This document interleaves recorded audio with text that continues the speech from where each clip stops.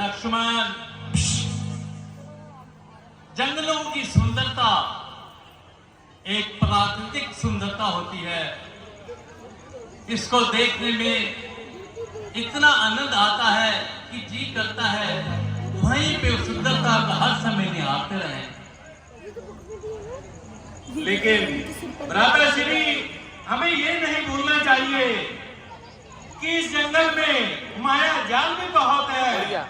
इसीलिए हमें तो पल पल सतर्क भी रहना पड़ता है। कौन सा गिरा था? लक्ष्मण, बड़ी सुंदर आपने बात की। दुख और सुख, इसका अंतर तब पता चलता है जब एक इंसान के ऊपर दुख आता है और उसके बाद उसको सुख मिलता है। तो इन दोनों चीजों का जो विभाजन होता है, उससे उसको प्रतीत होता है कि दुख क्या है और सुख क्या है। पर भ्राताश्री, मुझे तो यकीन है कि मेरे सर पर आपका हाथ है तो दुख तो दूर दूर तक दिखाई नहीं देगा।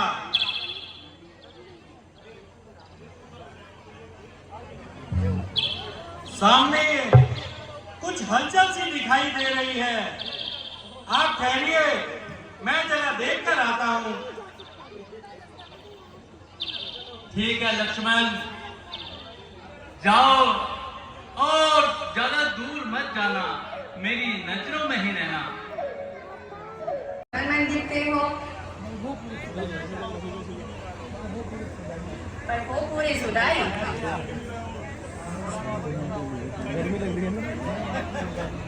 और मैं आपकी बुराई। कोई बात समझ आई?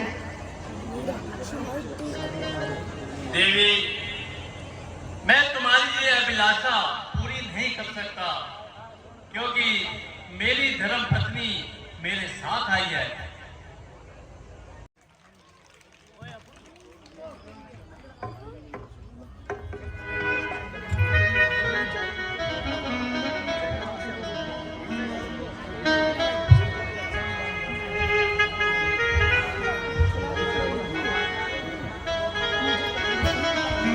देवी, बड़े बड़े राजाओं महाराजाओं को आप खातिर में ना ला पाई, तो हम फकीरों की तुम्हारे दिल में क्या समाई? तबीयत है यहाँ पर आई। कौन बादशाह और कौन सौदाई?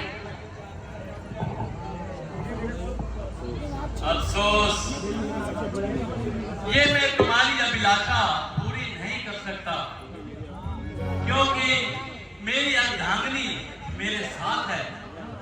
हाँ, अगर छोटे भाई लक्ष्मण आपको स्वीकार करते हैं तो मुझे कोई ऐतराज नहीं।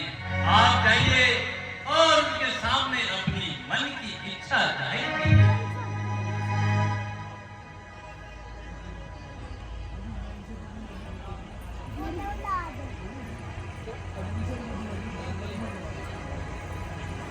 हाँ जी, इनसे तो मैं दिल लगी करती हूँ।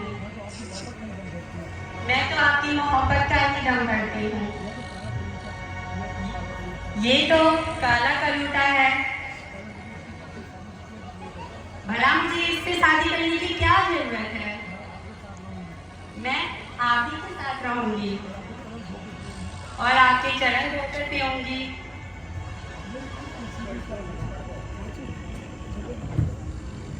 देवी, मेरी खुश नसीबी का क्या ठिकाना कि तुम जैसी चंद्रमुखी मृग नैनी और सुंदरता की परी की तबीयत मुझ पर कायल हो गई और मेरे एक ही नेत्रमान से घायल हो गई। रंग है कि कुंदन की तरह दमक रहा है और चेहरा पालिश किए हुए बूट की तरह चमक रहा है। निसंदेह देवी, सुंदरता में तो तुम लाजवाब हो। ये जमाना क्या सारी खुदाई का इंतखाब हो। बात की देर है? देवी, मैं तो श्री राम जी का सेवक हूँ, इसलिए मेरे साथ तो यह कतई नहीं हो सकता और मैं भी नहीं चाहता कि तुम भी एक दासी बनकर जिंदगी खराब करो। तो आपकी तरफ से एक साफ जवाब है। बिल्कुल देवी, आप उन्हीं के पास जाइए और उन्हीं को मनाइए।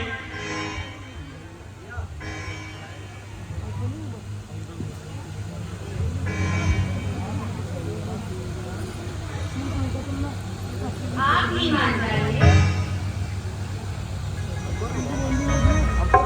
क्या आपने उनको अपने दिल की सारी बातें बताई, फिर भी वह तुम्हारे प्यार में नहीं आए?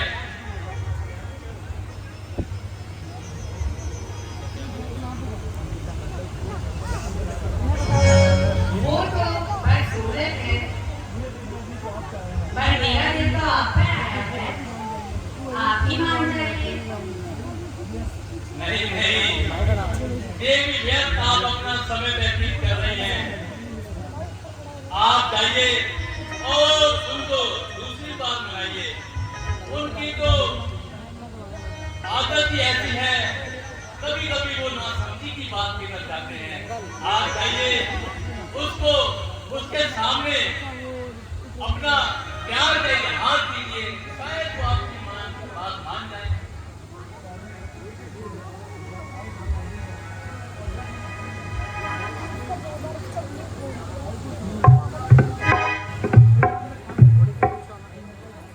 मेरे हाथों में कांटे तो नहीं हैं जो आपको चुभ जाएंगे। देवी, आपके हाथों में कांटे नहीं तो फूल भी नहीं है। मेहरबानी करके यहाँ से चले जाइए, यहाँ पे तुम्हारी बात नहीं करेगी।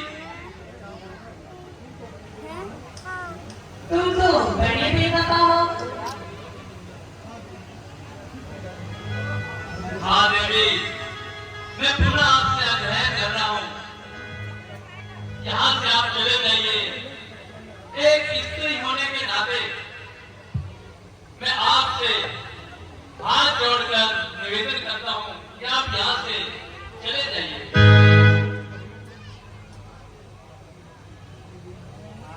बड़ी भी है आपको शर्म नहीं आती? मैं आपको आमंत्रण दे रही हूँ और आप इनकार कर रहे हो।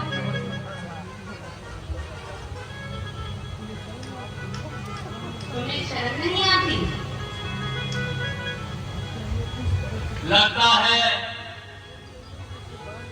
तू अपनी शर्म को भूल चुकी है और इस तरह के अपशब्द अपने मुख से निकाल रही है। तू इस तरह ऐसी निष्ठा में आ गई है, तू सब कुछ शर्म भूल चुकी है। लगता है ये ऐसी नहीं मानेगी। इनके सामने जो ये स्त्री है, मैं इसको डराती हूँ।